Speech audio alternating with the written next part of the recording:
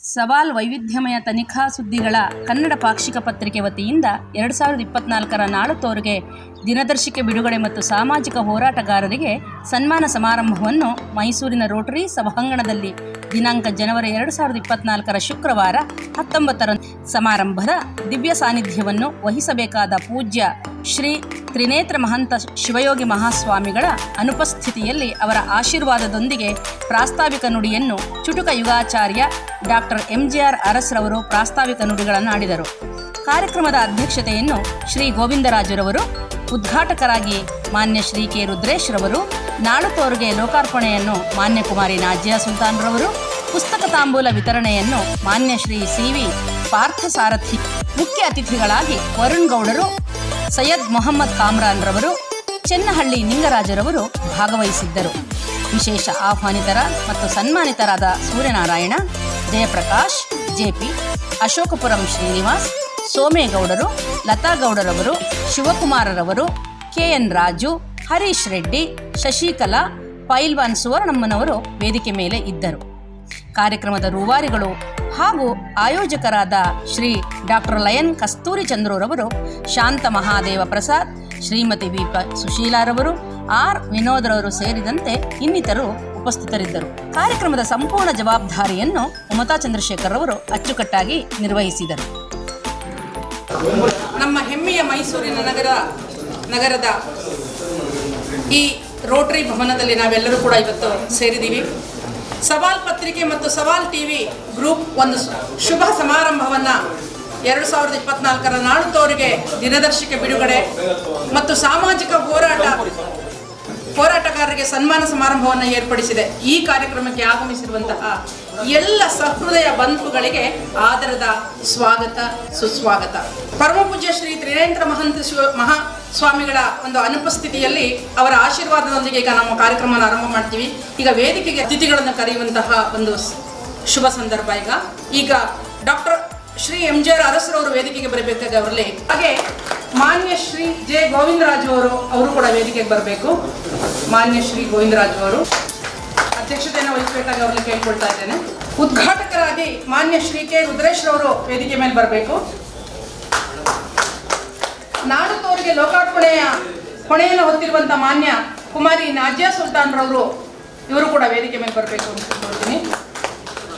ಮಾನ್ಯ ಶ್ರೀ CV ಪಾರ್ಥಸಾರಥಿ ಅವರು ವೇದಿಕೆ ಮೇಲೆ ಬರಬೇಕು. ಮಾನ್ಯ ಶ್ರೀ ಜಯಪ್ರಕಾಶ್ ರವರು ವೇದಿಕೆಗೆ ಬರಬೇಕು ಅಂತೇಳಿ ಅವರಲ್ಲಿ ಕೇಳ್ಕೊಳ್ತಾ ಇದ್ದೇನೆ. ಮಾನ್ಯ ಶ್ರೀ ಡಾಕ್ಟರ್ ಲಯನ್ ಕಸ್ತೂರಿ ಚಂದ್ರರವರು ವೇದಿಕೆಗೆ ಬರಬೇಕು. ಮಾನ್ಯ ಶ್ರೀ KP ಶಾಂತ ಮಹಾದೇವ ಪ್ರಸಾದ್ ರವರು ವೇದಿಕೆಗೆ ಬರಬೇಕು. ಮಾನ್ಯ ಶ್ರೀ ಚಂದ್ರಕುಮಾರ್ ಅವರು ವೇದಿಕೆಗೆ ಬರಬೇಕು. ಮಾನ್ಯ ಶ್ರೀಮತಿ VP ಸುಶೀಲಾರವರು ವೇದಿಕೆಗೆ ಬರಬೇಕು. ಮಾನ್ಯ ಶ್ರೀ R ವಿನೋದ್ ರವರು ವೇದಿಕೆಗೆ ಬರಬೇಕು. ಹಾಗೆ ಮಾನ್ಯ ಶ್ರೀ R ಗಿರೀಶ್ ರವರು ವೇದಿಕೆಗೆ ಬರಬೇಕು. ಆಪದಾಪಹರ್ತಾರಂ ದಾತಾರಂ ಸರ್ವಸಂಪದಾಂ ಲೋಕಾಭಿರಾಮಂ ಶ್ರೀರಾಮಂ ಭೂಯೋ ಭೂಯೋ ನಮಾಮ್ಯಹಂ. ಶ್ರೀರಾಮ ಜಯ ರಾಮ ದಾಶರಥೇ ರಘುರಾಮ. ಶ್ರೀರಾಮ ಜಯ ರಾಮ ದಾಶರಥೇ ರಘುರಾಮ. ಕಲ್ಯಾಣ ರಾಮ ಕೋದಂಡ ರಾಮ ಜಾನಕಿ ರಾಮ ಶ್ರೀ ರಘುರಾಮ. ಕಲ್ಯಾಣ ರಾಮ ಕೋದಂಡ ರಾಮ ಜಾನಕಿ ರಾಮ ಶ್ರೀ ರಘುರಾಮ. ರಾಮ ಜಯ ರಾಮ ಶ್ರೀರಾಮ ಜಯ ರಾಮ ಶ್ರೀರಾಮ ರಘುರಾಮ ಜಯ ಜಯ ರಾಮ. ಶ್ರೀರಾಮ ರಘುರಾಮ ಜಯ ಜಯ ರಾಮ. ಕೋದಂಡ ರಾಮ ಕಲ್ಯಾಣ ರಾಮ ಕೋದಂಡ ರಾಮ ಕಲ್ಯಾಣ ರಾಮ ಜಾನಕಿ ರಾಮ ಜಯ ರಘು ರಾಮ ಜಾನಕಿ ರಾಮ ಜಯ ರಘು ರಾಮ ಲಾವಣ್ಯ ರಾಮ ತಾರುಣ್ಯ ರಾಮ ಲಾವಣ್ಯ ರಾಮ ತಾರುಣ್ಯ ರಾಮ ಪಾಲಿತ ಸುಂದರ ಸೀತಾರಾಮ ಪಾಲಿತ ಸುಂದರ ಸೀತಾರಾಮ ರಾಮ ಜಯ ರಾಮ ಶ್ರೀರಾಮ ಜಯ ರಾಮ ಶ್ರೀರಾಮ ಜಯ ರಾಮ ಜಯ ಜಯ ರಾಮ ಶ್ರೀರಾಮ ಜಯ ರಾಮ ಜಯ ಜಯ ರಾಮ ಶ್ರೀರಾಮ ಜಯ ರಾಮ ಜಯ ಜಯ ರಾಮ. ನಮ್ಮ ತ್ರಿನೇತ್ರ ಮಹಂತ ಶಿವಯೋಗಿ ಮಹಾಸ್ವಾಮಿಗಳ ಅನುಪಸ್ಥಿತಿಯಲ್ಲಿ ಅವರ ಆಶೀರ್ವಾದದೊಂದಿಗೆ ಈಗ ಉಳಿದ ಹಿರಿಯರ ಒಂದು ಪರಿಚಯವನ್ನು ನಾವು ಮಾಡೋಣ. ಮೊದಲನೇದಾಗಿ ಪ್ರಾಸ್ತಾವಿಕ ನುಡಿಯನ್ನು ನುಡಿಯುವಂತಹ ಚುಟುಕು ಯುಗಾಚಾರ್ಯ ಮಾನ್ಯ ಶ್ರೀ ಡಾಕ್ಟರ್ MGR ಅರಸ್ರವರು. ಇವರು ಕರ್ನಾಟಕ ಸರ್ಕಾರ ರಾಜ್ಯೋತ್ಸವ ಮತ್ತು ಮಾಧ್ಯಮ ಅಕಾಡೆಮಿ ಪ್ರಶಸ್ತಿ ಪುರಸ್ಕೃತರು. ಇವರಿಗೆ ನಾವು ಸ್ವಾಗತವನ್ನು ಬಯಸ್ತೇವೆ. ಹಾಗೆ ಈ ಕಾರ್ಯಕ್ರಮದ ಅಧ್ಯಕ್ಷತೆಯನ್ನು ವಹಿಸಿರುವಂತಹ ಮಾನ್ಯ ಶ್ರೀ ಜೆ ಗೋವಿಂದರಾಜ್ ಅವರು, ಜಿಲ್ಲಾಧ್ಯಕ್ಷರು, ಕರ್ನಾಟಕ ರಾಜ್ಯ ಸರ್ಕಾರಿ ನೌಕರರ ಸಂಘ ಜಿಲ್ಲಾ ಶಾಖೆ ಮೈಸೂರು. ಇವರಿಗೂ ಸಹ ನಾವು ನಮ್ಮ ಈ ಕಾರ್ಯಕ್ರಮದ ಸ್ವಾಗತವನ್ನು ಬಯಸ್ತೇವೆ. ಉದ್ಘಾಟಕರಾಗಿ ಆಗಮಿಸಿರುವಂತಹ ಮಾನ್ಯ ಶ್ರೀ ಕೆ ರುದ್ರೇಶ್ರವರು, ತೋಟಗಾರಿಕೆ ಉಪನಿರ್ದೇಶಕರು, ಜಂಟಿ ನಿರ್ದೇಶಕರ ಕಚೇರಿ ಮೈಸೂರು. ಇವರಿಗೂ ಸಹ ನಮ್ಮ ಸಂಸ್ಥೆಯ ಪರವಾಗಿ ಸ್ವಾಗತವನ್ನು ಬಯಸ್ತೇವೆ. ಹಾಗೆ ನಾಡದವರಿಗೆ ಲೋಕಾರ್ಪಣೆಯನ್ನು ಮಾಡಲಿಕ್ಕೆ ಬಂದಿರುವಂತಹ ನಮ್ಮ ಮಾನ್ಯ ಕುಮಾರಿ ನಾಜಿಯಾ ಸುಲ್ತಾನ್ ರವರು, ಸಹಾಯಕ ಕಾರ್ಮಿಕ ಆಯುಕ್ತರು, ಮೈಸೂರು ವಿಭಾಗ ಮೈಸೂರು. ಇವರಿಗೂ ಸಹ ಆದರದ ಸ್ವಾಗತವನ್ನು. ಪುಸ್ತಕ ತಾಂಬೂಲ ವಿತರಣೆ ಮಾಡಲಿಕ್ಕೆ ಬಂದಿರುವಂತಹ ಮಾನ್ಯ ಶ್ರೀ CV ಪಾರ್ಥ ಸಾರಥಿರವರು, ಸಾರಥಿ ಸಂಸ್ಥೆಯ ಮಾಲೀಕರು ಹಾಗೂ ಸಮಾಜ ಸೇವಕರು. ಇವರಿಗೂ ಕೂಡ ಆದರದ ಸ್ವಾಗತವನ್ನು ಬಯಸುತ್ತೇನೆ. ಹಾಗೆ ಮಾನ್ಯ ಶ್ರೀ ಜಯಪ್ರಕಾಶ್ ರವರು, JP ಎಂದೇ ಹೆಸರಾಗಿರುವಂತಹ ಅಧ್ಯಕ್ಷರು, ಕಾವೇರಿ ಕ್ರಿಯಾ ಸಮಿತಿ ಮತ್ತು ಸಮಾಜ ಸೇವಕರು ಮೈಸೂರು. ಇವರ ಬಗ್ಗೆ ನಾವು ಹೆಚ್ಚು ಹೇಳಬೇಕಾಗಿಲ್ಲ. ಇವರಿಗೂ ಕೂಡ ನಾವು ಆದರದ ಸ್ವಾಗತವನ್ನು ಬಯಸ್ತೇವೆ. ಹಾಗೆ ಮಾನ್ಯ ಶ್ರೀಮತಿ ಸುವರ್ಣಮ್ಮನವರು, ಹಿರಿಯ ಸಮಾಜ ಸೇವಕರು ಮತ್ತು ಮಾನವ ಹಕ್ಕು ಹೋರಾಟಗಾರರು ಮೈಸೂರು. ಇವರಿಗೂ ಸಹ ನಾವು ಆದರದ ಸ್ವಾಗತವನ್ನು ಬಯಸ್ತೇವೆ. ಹಾಗೆ ಮಾನ್ಯ ಶ್ರೀ ಡಾಕ್ಟರ್ ಲಯನ್ ಕಸ್ತೂರಿ ಚಂದ್ರ ಅವರು, ಸಂಸ್ಥಾಪಕ ಅಧ್ಯಕ್ಷರು, ಮಾನವ ಹಕ್ಕುಗಳ ಸೇವಾ ಸಮಿತಿ. ಇವರು ಕೂಡ ಈ ಕಾರ್ಯಕ್ರಮದಲ್ಲಿ ಉಪಸ್ಥಿತರಿದ್ದಾರೆ. ಅವರಿಗೂ ಕೂಡ ನಾವು ಸ್ವಾಗತವನ್ನು ಬಯಸ್ತೇವೆ. ಮಾನ್ಯ ಶ್ರೀ KP ಶಾಂತ ಮಹಾದೇವ ಪ್ರಸಾದರವರು, ಸಂಸ್ಥಾಪಕ ಅಧ್ಯಕ್ಷರು, ರಾಷ್ಟ್ರೀಯ ಮಾನವ ಹಕ್ಕು ಹಾಗೂ ಮಾಹಿತಿ ಹಕ್ಕುಗಳ ಸೇವಾ ಸಮಿತಿ. ಇವರು ಕೂಡ ಈ ಕಾರ್ಯಕ್ರಮಕ್ಕೆ ಆಗಮಿಸಿದ್ದಾರೆ. ಅವರಿಗೂ ಕೂಡ ಆದರದ ಸ್ವಾಗತವನ್ನು ಬಯಸ್ತೇವೆ. ಮಾನ್ಯ ಶ್ರೀ H ಚಂದ್ರಕುಮಾರ್ ಅವರು, ಸಂಸ್ಥಾಪಕ ಅಧ್ಯಕ್ಷರು, ಮಾನವ ಹಕ್ಕುಗಳ ರಕ್ಷಣಾ ಪಡೆ ಭಾರತ. ಇವರಿಗೂ ಕೂಡ ನಾವು ನಮ್ಮ ಸಂಸ್ಥೆ ಪರವಾಗಿ ಸ್ವಾಗತ. ಹಾಗೆ ಮಾನ್ಯ ಶ್ರೀಮತಿ VP ಸುಶೀಲರವರು, ರಾಜ್ಯಾಧ್ಯಕ್ಷರು, ಕರ್ನಾಟಕ ರಾಜ್ಯ ಮಾನವ ಹಕ್ಕುಗಳ ರಕ್ಷಣಾ ಸಮಿತಿ ಮೈಸೂರು. ಇವರಿಗೂ ಕೂಡ ಆದರದ ಸ್ವಾಗತವನ್ನು ಬಯಸ್ತೇವೆ. ಮಾನ್ಯ ಶ್ರೀ R ವಿನೋದ್ರವರು, ಜಿಲ್ಲಾಧ್ಯಕ್ಷರು, ಮಾನವ ಹಕ್ಕುಗಳ ರಕ್ಷಣೆ ಹಾಗೂ ಭ್ರಷ್ಟಾಚಾರ ನಿರ್ಮೂಲನಾ ಸೇವಾ ಸಮಿತಿ ಮೈಸೂರು. ಇವರಿಗೂ ಕೂಡ ನಮ್ಮ ಸಂಸ್ಥೆಯ ಪರವಾಗಿ ಆದರದ ಸ್ವಾಗತವನ್ನು ಬಯಸ್ತೇವೆ. ಮಾನ್ಯ ಶ್ರೀ R ಗಿರೀಶ್ ರವರು, ರಾಷ್ಟ್ರೀಯ ಮಾನವ ಹಕ್ಕುಗಳ ಸಮಿತಿ. ಅವರು ಕಾರ್ಯಕ್ರಮಕ್ಕೆ ಬಂದಿಲ್ಲ. ಅವರಿಗೂ ಕೂಡ ನಾವು ಈ ವೇದಿಕೆಯಿಂದ ಸ್ವಾಗತವನ್ನು ಬಯಸ್ತೇವೆ. ಈಗ ಈ ಕಾರ್ಯಕ್ರಮಕ್ಕೆ ಬಂದಿರುವಂತಹ ವಿಶೇಷವಾದಂತಹ ಅತಿಥಿಗಳನ್ನು ನಾವು ಪರಿಚಯಿಸಲು ಖುಷಿ ಪಡ್ತೀವಿ. ಅದರಲ್ಲಿ ಮಾನ್ಯ ಶ್ರೀ M ಜಯಕೀರ್ತಿರವರು ಬರ್ತಾರೆ. ಮಾನ್ಯ ಶ್ರೀ ವರುಣ್ ಗೌಡರು, ಮಾನ್ಯ ಶ್ರೀ ಮೈಸೂರು N ಪರಶುರಾಮರವರು ಘಟಕದಲ್ಲಿದ್ದೇವೆ. ಈಗ ದೀಪ ಪ್ರಜ್ವಲನೆಯೊಂದಿಗೆ ಈ ಕಾರ್ಯಕ್ರಮವನ್ನು ಉದ್ಘಾಟಿಸುವವರು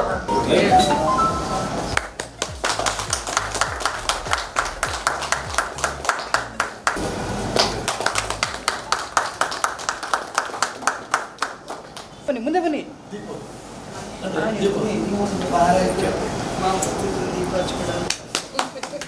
ಕಾರ್ಯಕ್ರಮವನ್ನು ನೆರವೇರಿಸಿದಂತಹ ಎಲ್ಲ ಹಿರಿಯರಿಗೆ ಧನ್ಯವಾದಗಳು. ತಮ್ಮ ವೇದಿಕೆಯನ್ನು ಅಲಂಕರಿಸಬೇಕಾಗಿ. ಹಾಗೆ ಮಾನ್ಯ ಶ್ರೀ ಸೋಮೇಗೌಡರವರು, ರಾಜ್ಯಾಧ್ಯಕ್ಷರು, ಕರ್ನಾಟಕ ಜನಪರ ವೇದಿಕೆ ಮೈಸೂರು. ಇವರಿಗೂ ಕೂಡ ಸ್ವಾಗತವನ್ನು ಬಯಸ್ತೇನೆ. ಮಾನ್ಯ ಶ್ರೀಮತಿ ಲತಾ ಗೌಡರವರು, ಸಂಸ್ಥಾಪಕರ ರಾಜ್ಯಾಧ್ಯಕ್ಷರು, ಮಹಿಳಾ ರಕ್ಷಣಾ ಪಡೆ ಮೈಸೂರು. ಇವರಿಗೂ ಕೂಡ ಸ್ವಾಗತ. ಮಾನ್ಯ ಶ್ರೀ ಶಿವಕುಮಾರ್ ಅವರು, ಜಿಲ್ಲಾಧ್ಯಕ್ಷರು, ಛಲವಾದಿ ಮಹಾಸಭಾ ಮೈಸೂರು. ಇವರಿಗೂ ಕೂಡ ಹಾರ್ದಿಕ ಸ್ವಾಗತ. ಮಾನ್ಯ ಶ್ರೀ ಅಶೋಕಪುರಂ ಶ್ರೀನಿವಾಸರವರು ರಾಜ್ಯಾಧ್ಯಕ್ಷರು, ರಾಜ್ಯ ದ್ರಾವಿಡ ಮಹಾಸಭಾ ಮೈಸೂರು, ಇವರಿಗೂ ಕೂಡ ಆದರದ ಸ್ವಾಗತ. ಮಾನ್ಯ ಶ್ರೀ KN ರಾಜೂರವರು ಜಿಲ್ಲಾಧ್ಯಕ್ಷರು, ಕಸ್ತೂರಿ ಕನ್ನಡ ಜನಪರ ವೇದಿಕೆ ಮೈಸೂರು, ಇವರಿಗೂ ಕೂಡ ಈ ವೇದಿಕೆಯಿಂದ ಹಾರ್ದಿಕ ಸ್ವಾಗತ. ಮಾನ್ಯ ಶ್ರೀ ಹರೀಶ್ ರೆಡ್ಡಿರವರು ಜಿಲ್ಲಾಧ್ಯಕ್ಷರು, ನಗರ ಸಭ್ಯ ಸಮಾಜ ಮೈಸೂರು, ಇವರಿಗೂ ಕೂಡ ಹಾರ್ದಿಕ ಸ್ವಾಗತ.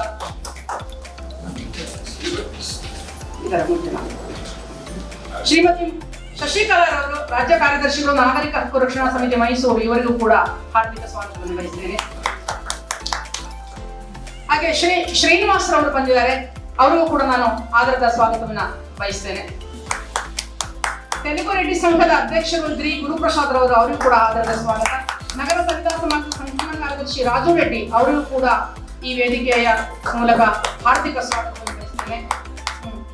ಮೈಸೂರು ಜಿಲ್ಲಾ ಮಡಿವಾಳ ಸಮಾಜದ ಉಪಾಧ್ಯಕ್ಷರು BG ಕೇಶವ್ ಅವರು ಬಂದಿದ್ದಾರೆ, ಅವರಿಗೂ ಕೂಡ ಹಾರ್ದಿಕ ಸ್ವಾಗತವನ್ನು ಬಯಸ್ತೇನೆ. ಹಾಗೆ ಶ್ರೀ ನಟರಾಜ್ ಮೈಸೂರು ಜಿಲ್ಲಾ ಚುಟುಕು ಸಾಹಿತ್ಯ ಉಪಾಧ್ಯಕ್ಷರು, ಅವರಿಗೂ ಕೂಡ ನಾನು ಆದರದ ಸ್ವಾಗತವನ್ನು ಬಯಸ್ತೇನೆ.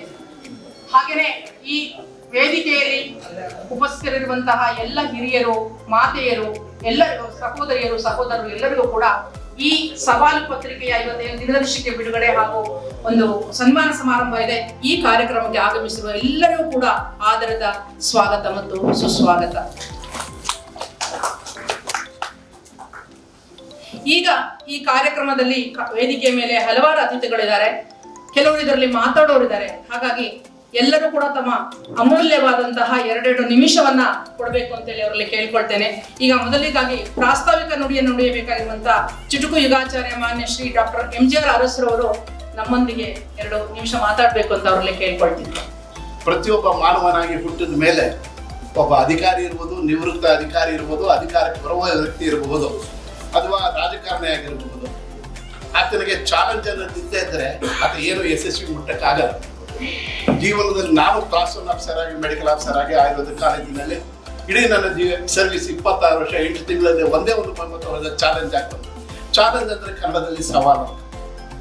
ಆ ಸವಾಲುಗಳನ್ನ ಎದುರಿಸ್ತಕ್ಕಂಥ ಸಂಸ್ಥೆ ವತಿಯಿಂದ ನಡೀತಾ ಇರ್ತಕ್ಕಂಥ ಈ ಸಮಾರಂಭದಲ್ಲಿ ನಾನು ಮೊನ್ನೆ ಒಂದು ಸಮಾರಂಭದಲ್ಲಿ ಹೇಳಿದೆ, ವೀರಪ್ಪನಿಗೆ ಒಂದು ಚಾಲೆಂಜ್ ಇತ್ತು, ನನ್ನನ್ನು ಪೊಲೀಸರು ಹಿಡಿಲ್ಲ ಅಲ್ಲ, ನಾನು ಅಷ್ಟು ದ್ರಾಷ್ಟ್ಯವಾಗಿದ್ದೀನಿ, ಅಷ್ಟು ಶಕ್ತಿ ಇದೆ, ಅಷ್ಟು ಸಾಮರ್ಥ್ಯ ಇದೆ ಅಂತ.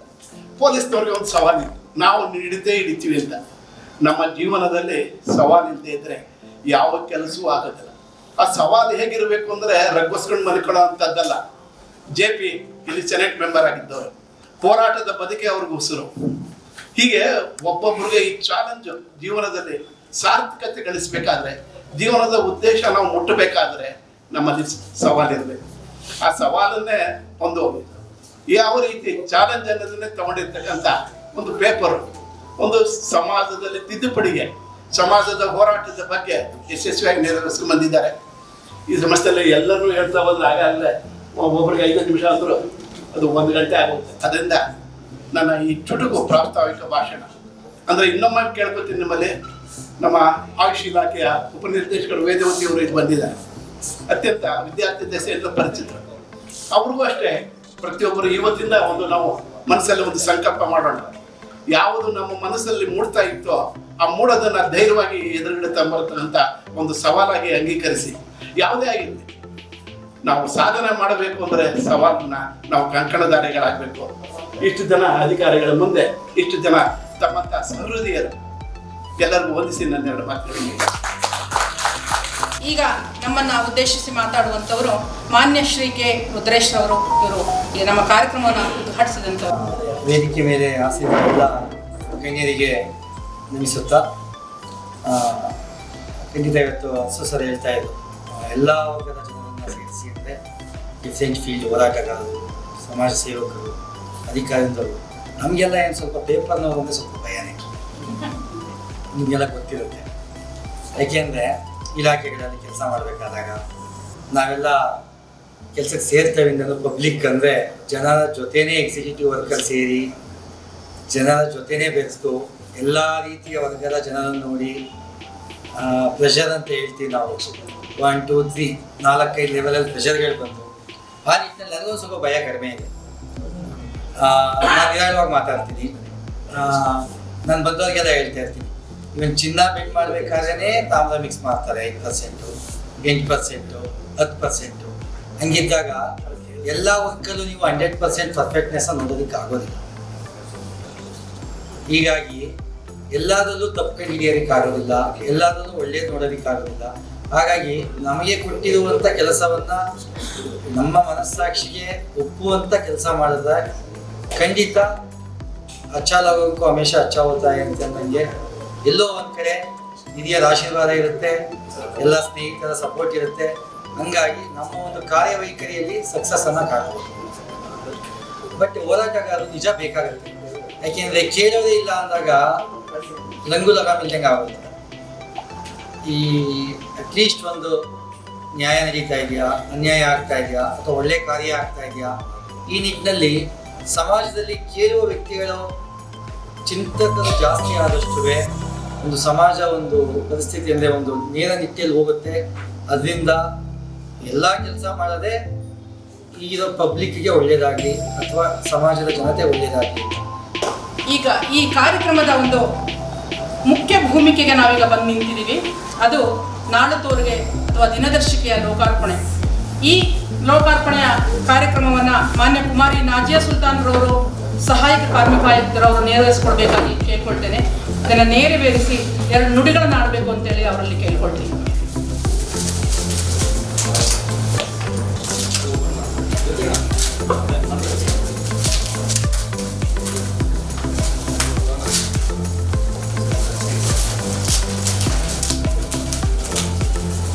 ನಾವು ಇದುವರೆಗೆ ಉಪಯೋಗಿಸ್ತಾ ಇದ್ದಿದ್ದು, ಒಮ್ಮೆ ನಾಲ್ವಡಿ ಕೃಷ್ಣರಾಜರ ಮಗನ ಒಂದು ಬರ್ತ್ಡೇ ಆಚರಿಸಬೇಕಾಗಿರುತ್ತೆ. ಆಗ ಅವರು ಇಂಗ್ಲೆಂಡಿಂದ ಅದನ್ನ ಪ್ರಿಂಟ್ ಮಾಡಿ ತರಿಸ್ತಾರೆ.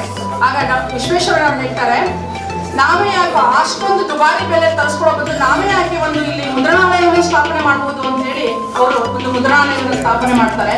ಆ ಮುದ್ರಣಾಲಯದ ಮೂಲಕ ದಿನದರ್ಶಿಕೆಯನ್ನು ಕೂಡ ಅವತ್ತಿನ ರಾಜರ ಒಂದು ಆಡಳಿತದಲ್ಲಿ ಬೇಕಾಗಿರುವಂತಹ ಒಂದು ಕಾರ್ಯಕ್ರಮಗಳಿರ್ಬೋದು, ಸೈನಿಕರಿಗೆ ವಿತರಿಸುವಂತಹದ್ದಿರ್ಬೋದು, ಈ ಥರದ ಎಲ್ಲದಕ್ಕೋಸ್ಕರ ಅವರಿಗೆ ಒಂದು ದಿನದರ್ಶಿಕೆ ಬೇಕಾಗಿರುತ್ತೆ. ಹಾಗೆ ಕರ್ನಾಟಕದಲ್ಲಿ 1914ರಲ್ಲಿ ಈ ದಿನದರ್ಶಿಕೆ ಬರುತ್ತೆ.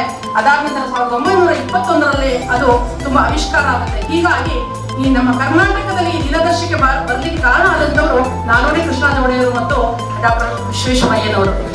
ಮೊದಲನೇದಾಗಿ ಕ್ಯಾಲೆಂಡರ್ ಬಿಡುಗಡೆ ಮಾಡ್ತಕ್ಕಂಥ ಸಂಸ್ಥೆ ಪೂರ್ವಕವಾದ ಅಭಿನಂದನೆಗಳನ್ನು ಸಲ್ಲಿಸಲು ಇಷ್ಟಪಡ್ತೇನೆ. ಯಾಕಂದ್ರೆ ಕ್ಯಾಲೆಂಡರ್ ದಿನನಿತ್ಯದ ಒಂದು ಹೆಚ್ಚಿನ ರೀತಿಯಲ್ಲಿ ದಿನನಿತ್ಯ ಏನ್ ಮಾಡ್ಬೋದು ಅಥವಾ ಯಾವ ರೀತಿ ಪ್ಲಾನ್ ಆಫ್ ಆಕ್ಷನ್ ಹಾಕೊಳ್ಬೇಕು ಅನ್ನೋದು ಪ್ರತಿಯೊಬ್ಬರ ಕರ್ತವ್ಯದಿಂದ ಮಾಡುವಂಥದ್ದಾಗುತ್ತೆ. ಸೊ ಆ ನಿಟ್ಟಿನಲ್ಲಿ ಇಂಥ ಒಂದು ಕ್ಯಾಲೆಂಡರ್ನ ಬಿಡುಗಡೆ ಮಾಡಿರ್ತಕ್ಕಂಥದ್ದು, ಅದರಲ್ಲೂ ಸಹ ನಮ್ಮ ಕೈಯಾರೆ ಬಿಡುಗಡೆ ಮಾಡಿಸಿರ್ತಕ್ಕಂಥ ಬಹಳ ಖುಷಿ ತರುವಂಥ ವಿಚಾರ. ಸೊ ಅದರಿಂದ ಈ ಒಂದು ಕಾರ್ಯಕ್ರಮಕ್ಕೆ ಆಹ್ವಾನಿಸಿ ಒಂದು ಕ್ಯಾಲೆಂಡರ್ನ ಬಿಡುಗಡೆ ಮಾಡೋದಕ್ಕೆ ಅವಕಾಶ ಮಾಡಿಕೊಟ್ಟಂತಹ ಎಲ್ಲ ಪದಾಧಿಕಾರಿಗಳಿಗೆ ವಂದಿಸಿ 2 ಮಾತುಗಳನ್ನ ಮುಗಿಸ್ತೇನೆ. ಈಗ ಮಾನ್ಯ ಶ್ರೀ ಜಯಪ್ರಕಾಶ್ ರವರು ಅಧ್ಯಕ್ಷರು ಕಾವೇರಿ ಕ್ರಿಯಾ ಸಮಿತಿ, ಇವರು 1-2 ಮಾತಾಡಬೇಕು ಅಂತ ಅವ್ರಿಗೆ ಕೇಳ್ಕೊಳ್ತೀನಿ. ಸೊ ಹಾಗಾಗಿ ಇರೋರು ಎಲ್ಲರೂ ಕೂಡ ಒಬ್ಬೊಬ್ಬರಿಗೂ ಕೂಡ ಒಂದು ಕಮಿಟ್ಮೆಂಟ್ ಇದೆ, ಸೆಲ್ಫ್ ಕಮಿಟ್ಮೆಂಟ್. ಇದು ಯಾರು ಕೊಟ್ಟಿರುವಂತ ಜವಾಬ್ದಾರಿ ಅಲ್ಲ.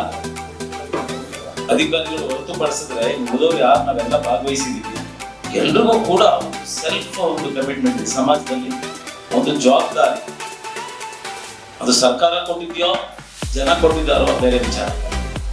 ನಾನು BSc ಮಾಡಿದೆ, CBZ ಯುವರಾಜ ಕಾಲೇಜಲ್ಲಿ ಮಾಡಿದ ಸಂದರ್ಭದಲ್ಲಿ ನಾನು ಜರ್ನಲಿಸಮ್ ಮಾಡಲೇಬೇಕು ಅಂತೇಳಿ ಭಾಳ ಫೈಟ್ ಮಾಡಿದೆ ಸೀಟ್ಗೆ ಕಾನ್ಸ್ಟಿಟ್ಯೂಷನ್ ಗೊತ್ತಿಲ್ಲ.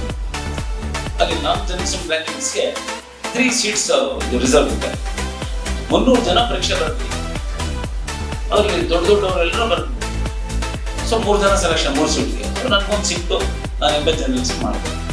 ಭಾಳ ಖುಷಿ ಆಯ್ತು. ಜರ್ನಲಿಸಮ್ ಅಂದರೆ ನಾವು ಒಳ್ಳೆ ಕೆಲಸ ಮಾಡ್ಬೋದು, ಸಮಾಜಕ್ಕೆ ಒಳ್ಳೆ ಕೊಡುಗೆ ಕೊಡ್ಬೋದು ಅಂತೇಳಿ ಒಳ್ಳೆ ಆಸೆಯಿಂದ ನಾನು ಸೇರಿಕೊಂಡೆ. ಆಮೇಲೆ ಇಂಟರ್ನ್ಶಿಪ್ಗೆ ಟೈಮ್ಸ್ ಆಫ್ ಇಂಡಿಯಾದಲ್ಲಿ ಕಳಿಸಿದ್ರು 15 ದಿವಸ ಅಂತ, ಅಲ್ಲೇ 6 ತಿಂಗಳು ಕೆಲಸ ಮಾಡಿದೆ.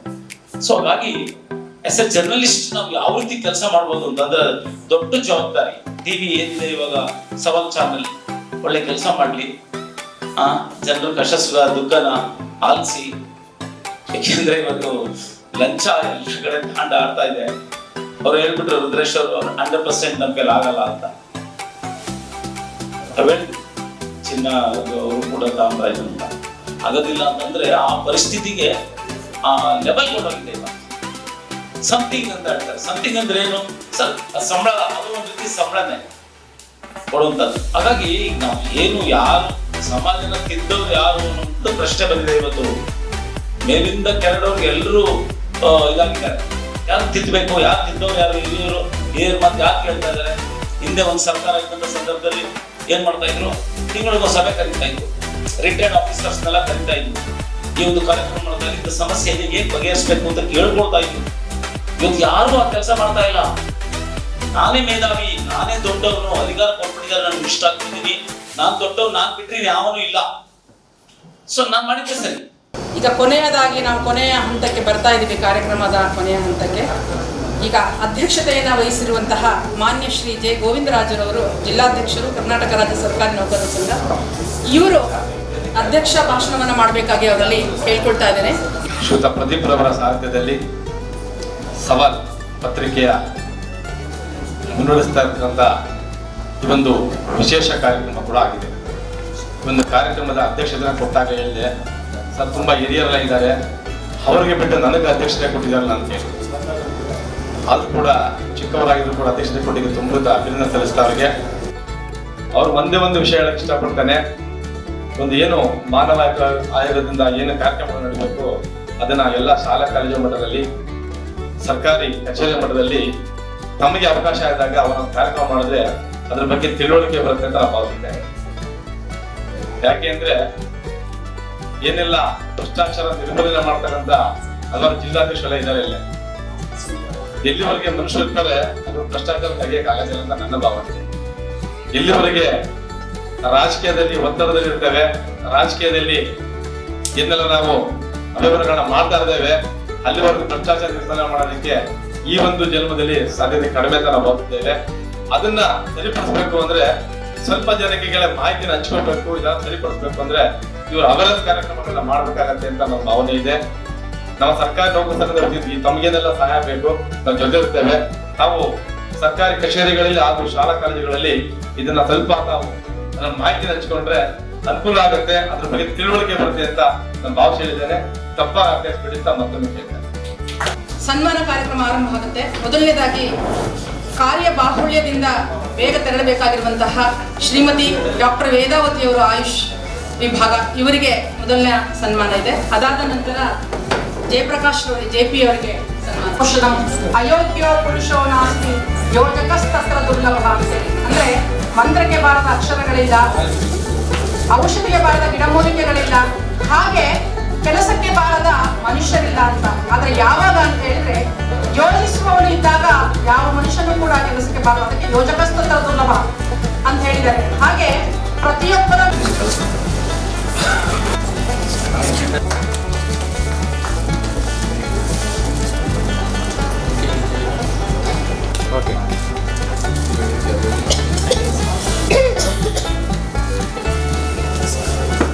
ಅಧ್ಯಕ್ಷತೆಯನ್ನು ವಹಿಸಿದಂತಹ ಮಾನ್ಯ ಶ್ರೀ ಜೆ ಗೋವಿಂದರಾಜರವರಿಗೆ ಈಗ ನೆನಪಿನ ಕಾಣಿಕೆಯನ್ನ ಕೊಡಬೇಕಾಗಿ ಕೇಳ್ಕೊಳ್ತಾ ಇದ್ದೇನೆ.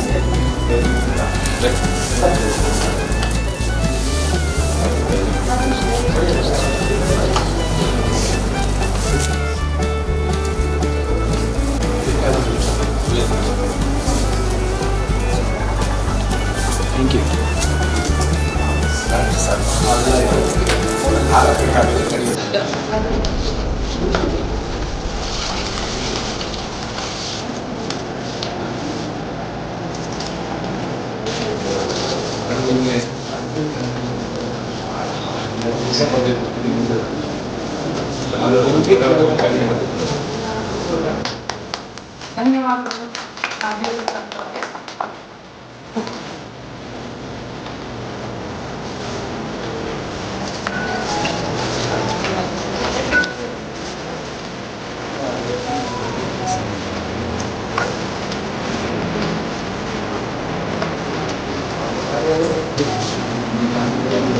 ಧನ್ಯವಾದಗಳು.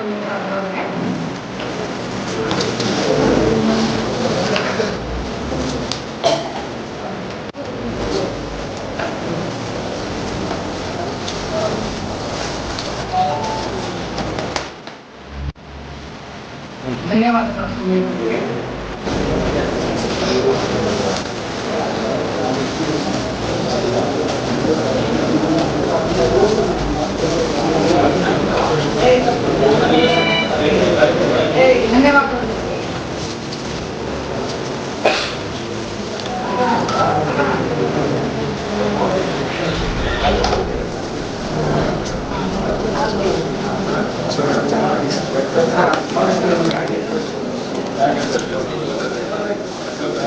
ಧನ್ಯವಾದಗಳು ಈಶ್ವರರಾವ್ ಅವರೇ. ಜಿಲ್ಲಾಧ್ಯಕ್ಷರು ಕಸ್ತೂರಿ ಕನ್ನಡ ಜನಪದ ವೇದಿಕೆ.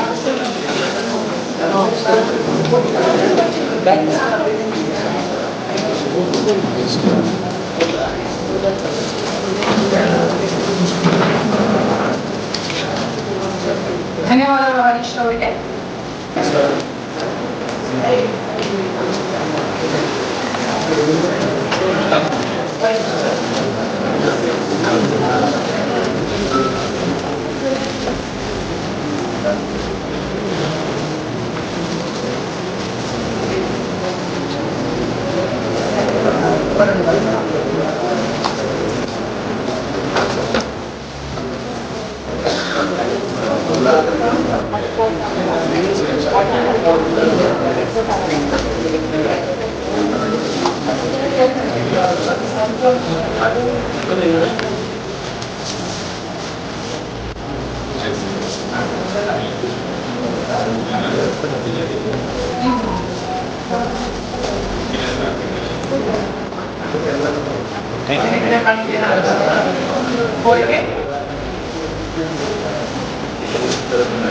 ಧನ್ಯವಾದಗಳು ಜಿ ಗುರುಪ್ರಸಾದ್ ಅವರಿಗೆ. ನೆಕ್ಸ್ಟ್ ರಾಜು ರೆಡ್ಡಿ ಅವರು ನಗರಾಧ್ಯಕ್ಷೆ ಕಿರುಕಾಣಿಕೆಯನ್ನ ಸ್ವೀಕರಿಸಬೇಕು ಅಂತ ಕೇಳ್ಕೊಳ್ತಾ ಇದ್ದೀನಿ. ಡಾಕ್ಟರ್ BG ಕೇಶವ್ ಅವರು ಮೈಸೂರು ಜಿಲ್ಲಾ ಮಡಿವಾಳ ಸಮಾಜದ ಉಪಾಧ್ಯಕ್ಷರು.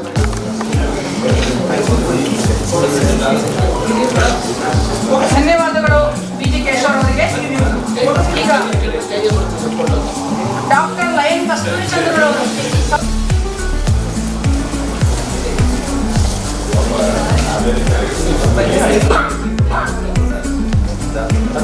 ಪ್ರಶ್ನೆ ಹಾಗೂ ಭ್ರಷ್ಟಾಚಾರ ನಿರ್ಮೂಲನಾ ಸೇವಾ ಸಮಿತಿ.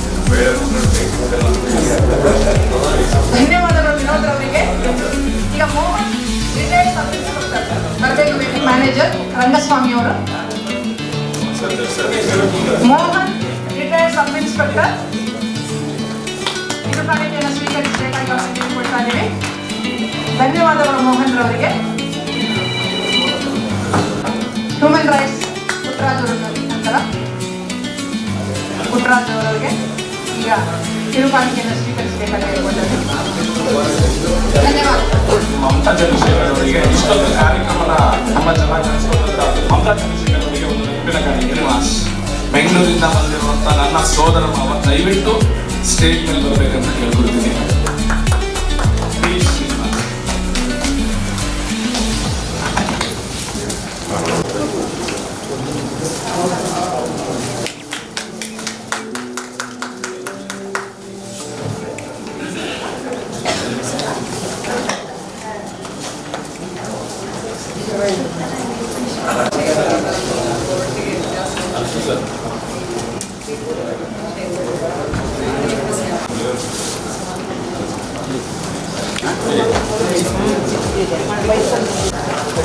ಧನ್ಯವಾದಗಳು. ಮುಂದಿನ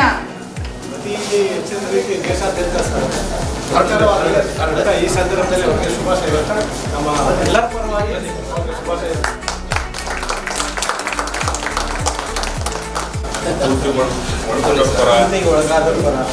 ಇದು ಹೆಸರು ಕೇಳಿದ್ರೆ ಬಹಳ ರೋಮಾಂಚನ ಆಗ್ತದೆ. ಸವಾಲನ್ನ ಪತ್ರಿಕೆಯಿಂದ ಹೆಸರು ಕೇಳಿದ್ರೆ ನಮ್ಮದು ಚಾನೆಲ್ ಬೇರೆ ಆಗ್ತದೆ. ಇದು ಖಂಡಿತಲ್ಲೂ ಕೂಡ ಮೈಸೂರು ಒಂದೇ ಅಲ್ಲ, ಇದು ರಾಜ್ಯದಿಂದ ದೇಶದಿಂದ ಸುದ್ದಿ ಆಗೋಂಥ ಶಕ್ತಿ ಇದೆ. ಮತ್ತೆ ಆ ಗುಣಗಳು ಕೂಡ ಇವ್ರಿಗಿದೆ. ನೋಡಿ ನಮ್ಗೆ ಏನು ಖುಷಿ ಆಗುತ್ತೆ ಇವರಲ್ಲಂದ್ರೆ, ನಾವು ಈ ಫೀಲ್ಡ್ ಬಂದ ಸಂದರ್ಭಗಳಲ್ಲಿ ನಾನು ಕಸ ಗುಡಿಸೋದ್ರಿಂದ ನಾನು ಯಾರು ಅವ್ರು ನಾನು ತಾಯಿ ಸಮಾನ ಈ ಸಭೆಯಲ್ಲಿ ಹೇಳ್ತಾರೆ ಅಂದರೆ ಎಂಥ ಒಂದು ತಾಯಿ ಇದೆ, ಇಂಥ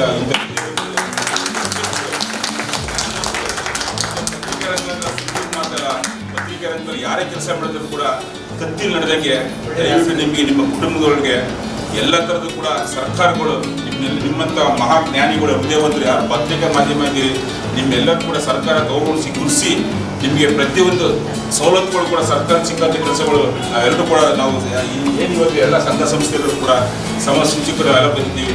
ಮುಂದಿನ ದಿನಗಳಲ್ಲಿ ನಿಮ್ಮ ಜೊತೆ ಎಲ್ಲದನ್ನು ಕೈ ಜೋಡಿಸಿ ಈ ಸಂದರ್ಭದಲ್ಲಿ ಕೋರ್ತೀವಿ. ಧನ್ಯವಾದಗಳು ಎಲ್ಲ ಹೃದಯರಿಗೆ. ನಾವು ಸಂಸ್ಕೃತ ಕಠಿಣ ಅನ್ಸುತ್ತೆ, ಅನೇಕರಿಗೆ ಕಠಿಣವಾಗಿದ್ದಾರೆ ಅವರು.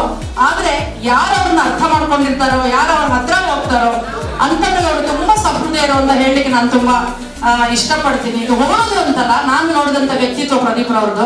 ಹಾಗಾಗಿ ನಮ್ಗೆ ತುಂಬಾ ಖುಷಿ ಇದೆ ಅವ್ರ ಬಗ್ಗೆ. ಈ ಒಂದು ಮಾತು ಹೇಳಲಿಕ್ಕೆ ನಾನು ತುಂಬಾ ಖುಷಿಯಿಂದ ಇಚ್ಛೆಯಿಂದ ಈ ಮಾತನ್ನ ನಾನು ಹೇಳ್ತಾ ಇದ್ದೀನಿ. ಈಗ ಸುಶೀಲಾ ಅವರು ನಾನು ಮಾತನಾಡ್ತಾರೆ. ಇನ್ನು ಮೈಸೂರು ನಗರದ ರೋಟರಿ ಸಭಾಂಗಣದಲ್ಲಿ ಸವಾಲ್ ಪತ್ರಿಕೆ ಆಯೋಜಿಸಿರುವಂತಹ ಕಾರ್ಯಕ್ರಮ ಅತ್ಯಂತ ಸುಂದರವಾದ ಕಾರ್ಯಕ್ರಮವನ್ನ ನಮ್ಮ ಸವಾಲ್ ಪತ್ರಿಕೆಯ ತಂಡದವರು ಆಯೋಜನೆ ಮಾಡಿದ್ದಾರೆ. ಹಲವಾರು ಗಣ್ಯರಿಗೆ, ಸಾಮಾಜಿಕ ಹೋರಾಟಗಾರರಿಗೆ ಅವರ ಕಾರ್ಯವೈಖರಿಯನ್ನ ಗುರುತಿಸಿ ಅವ್ರಿಗೆ ಒಂದು ಸನ್ಮಾನ ಕಾರ್ಯಕ್ರಮವನ್ನ ಮಾಡಿದ್ದಾರೆ. ಸವಾಲ್ ಪತ್ರಿಕೆ, ಈ ಪತ್ರಿಕೆ ವತಿಯಿಂದ ನಾನು ನೋಡ್ದಂಗೆ ಪ್ರದೀಪ್ ಸರ್ ಅವರು ಹಲವಾರು ನೈಜ ಘಟನೆಯನ್ನ, ಸತ್ಯ ಘಟನೆಯನ್ನ ನಾವು ಕೂತಲ್ಲೇ ನೋಡುವಂತ ಕೆಲಸವನ್ನ ಮಾಡ್ತಾ ಇದ್ದಾರೆ. ಇನ್ನು ಈ ಪತ್ರಿಕೆ ಮತ್ತು ಮೀಡಿಯಾ ಇಲ್ಲ ಅಂತಂದ್ರೆ ನಾವು ಕೂತಲ್ಲೇ ಯಾವುದೇ ವಿಷಯವನ್ನ, ಎಲ್ಲೇ ಏನೇ ಅನ್ಯಾಯ ಅಕ್ರಮಗಳಾದ್ರೂ ಕೂಡ ನಾವು ಅದನ್ನ ಅಲ್ಲಿ ಹೋಗಿ ನೋಡೋದ್ಕಿಂತ ನಾವು ಕೂತಲ್ಲೇ ಈ ಪತ್ರಿಕೆ ಮತ್ತು ಚಾನೆಲ್ಗಳ ಮುಖಾಂತರ, ಟಿವಿ ನ್ಯೂಸ್ಗಳ ಮುಖಾಂತರ ನಾವು ನೋಡುವಂತ ಕೆಲಸನ ಮಾಡ್ತಾ ಇದ್ದಾರೆ. ನೀವೆಲ್ಲರೂ ನಡೆಸ್ಕೊಟ್ಟಿದ್ದೀರಾ. ನಿಮಗೆ ಅನಂತ ಧನ್ಯವಾದಗಳನ್ನು ನಮ್ಮ ಸವಾಲ್ ಟಿವಿ ಮತ್ತು ಸವಾಲ್ ಪತ್ರಿಕೆಗಳಿಗಾಗಿ ಅರ್ಪಿಸ್ತೇವೆ.